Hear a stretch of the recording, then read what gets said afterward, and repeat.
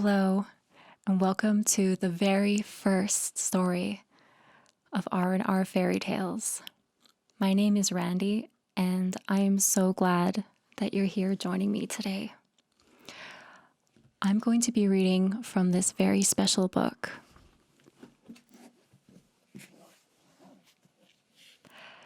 It's called The Brown Fairy Book, and it's by Andrew Lang. And it's a wonderful collection of fairy tales from all across the world.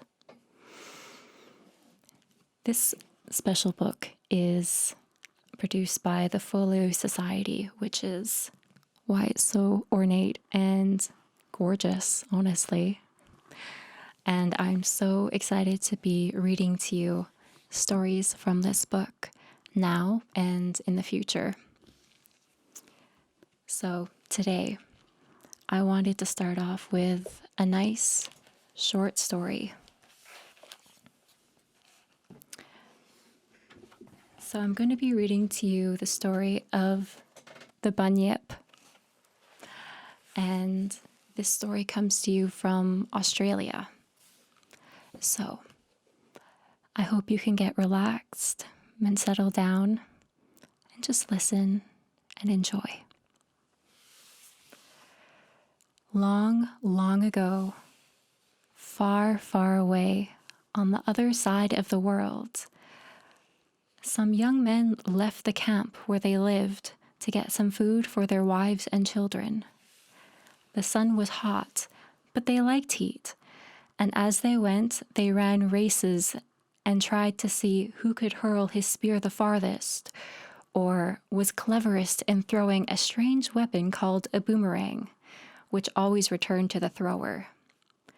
They did not get on very fast at this rate, but presently they reached a flat place that in time of flood was full of water, but was now, in the height of summer, only a set of pools, each surrounded with a fringe of plants, with bulrushes standing inside of them all. In that country, the people are fond of the roots of bulrushes, which they think are as good as onions. And one of the young men said that they had better collect some of the roots and carry them back to the camp. It did not take them long to weave the tops of the willows into a basket, and they were just going to wade into the water and pull up the bulrush roots when a youth suddenly called out, "After all, why should we waste our time in doing work that is only fit for women and children? Let them come and get the roots for themselves, but we will fish for eels and anything else we can get." This delighted the rest of the party, and they all began to arrange their fishing lines made from the bark of the yellow mimosa, and to search for bait for their hooks. Most of them used worms, but one, who had put a piece of raw meat for dinner into his skin wallet, cut off a little bit and baited his line with it, unseen by his companions. For a long time they cast patiently without receiving a single bite. The sun had grown low in the sky, and it seemed as if they would have to go home empty-handed, not even with a basket of roots to show, when the youth who had baited his hook with raw meat suddenly saw his line disappear into the water. Something, a very heavy fish he supposed, was pulling so hard that he could hardly keep his feet, and for a few minutes it seemed either as if he must let go or be dragged into the pool.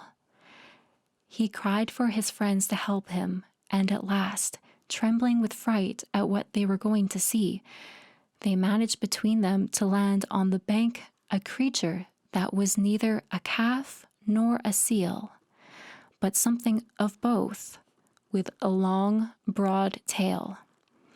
They looked at each other with horror, cold shivers running down their spines, for though they had never beheld it, there was not a man amongst them who did not know what it was, the cub of the awful Bunyip.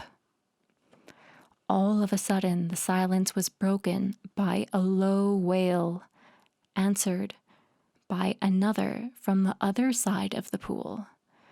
As the mother rose up from her den and came towards them, rage flashing from her yellow, horrible eyes. "Let it go, let it go," whispered the young men to each other. But the captor declared that he had caught it and was going to keep it. He had promised his sweetheart, he said, that he would bring back enough meat for her father's house to feast on for 3 days. And though they could not eat the little Bunyip, her brothers and sisters should have it to play with. So, flinging his spear at the mother to keep her back, he threw the little Bunyip onto his shoulders and set out for the camp, never heeding the poor mother's cries of distress. By this time it was getting near to sunset, and the plain was in shadow, though the tops of the mountains were still quite bright. The youths had all ceased to be afraid when they were startled by a low rushing sound behind them, and, looking round, they saw that the pool was slowly rising, and the spot where they had landed the Bunyip was quite covered. What could it be? They asked one another. There was not a cloud in the sky, yet the water had risen already higher than they had ever known it to do before. For an instant, they stood watching as if they were frozen. Then they turned and ran with all their might, the man with the Bunyip running faster than all. When he reached a high peak overlooking the plain, he stopped to take breath and turned to see if he was safe yet. Safe. Why, only the tops of the trees remained above that sea of water, and these were fast disappearing.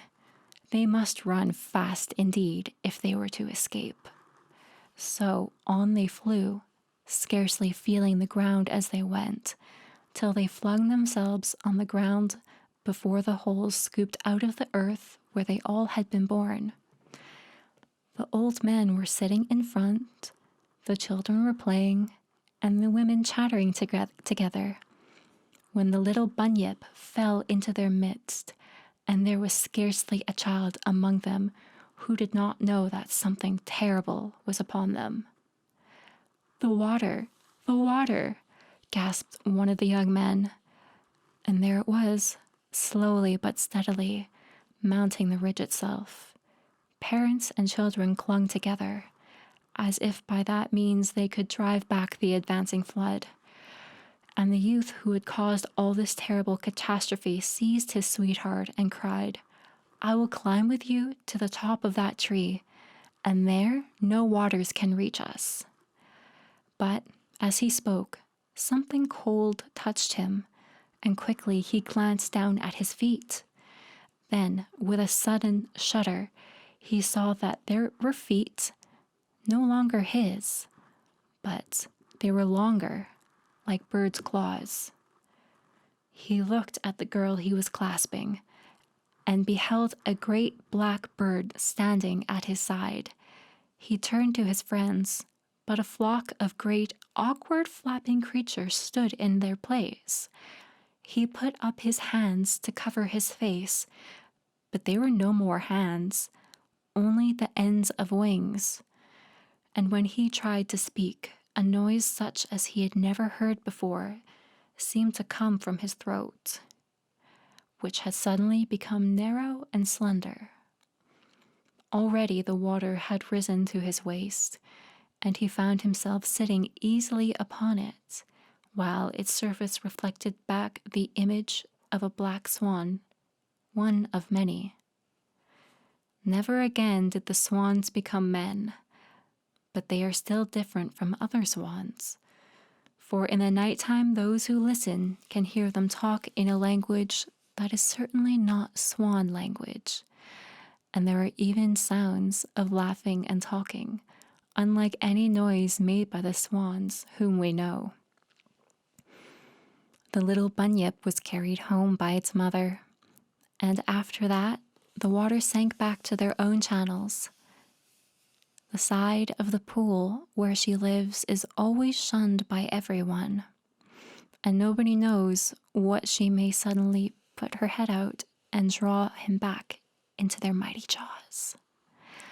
But people say that underneath the black waters of the pool, she has a house filled with beautiful things, such as mortals who dwell on the earth have no idea of.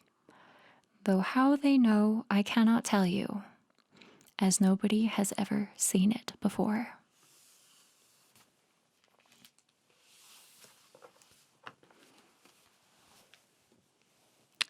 Thank you so much for listening. I hope you enjoyed that. And as I will be producing many more of these fairy tale videos, please subscribe and please like and share this video with others who you think will find this enjoyable. Until next time.